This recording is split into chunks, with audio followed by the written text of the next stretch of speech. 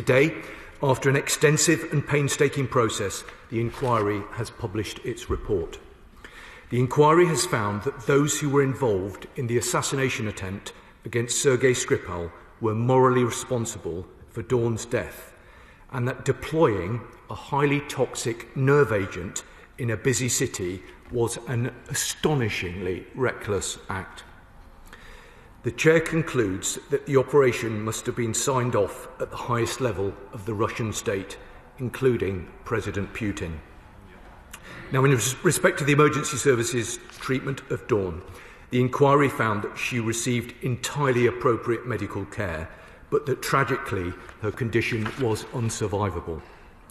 In terms of preventability, the Chair has concluded that the government's public health advice following the attack on the Skripals was reasonable. He also found that although there were failings in the management of Sergei Skripal, the risk of assassination by Russian personnel was reasonably assessed, and based on that assessment, he did not need a new identity. The Director General of MI5 recently highlighted Russian state actors turning to proxies for their dirty work, recruiting disposable individuals on social media platforms, instructing them via encrypted apps, and then offering payment in cryptocurrencies. UK law enforcement has secured convictions in several significant cases just this year.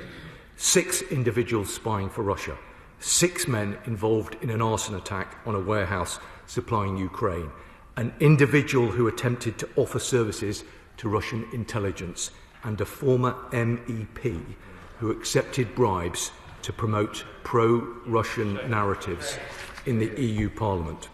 These cases serve as a strong reminder for anyone seeking to facilitate or undertake hostile state activity for Russia on UK soil.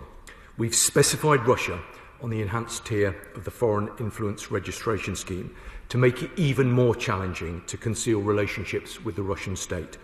And Madam Deputy Speaker, I can now announce that the government is going further. Today, my right honourable friend, the Foreign Secretary, has imposed a further cost on the Russian regime by sanctioning the GRU under the Russia sanctions regime, along with several associated individuals.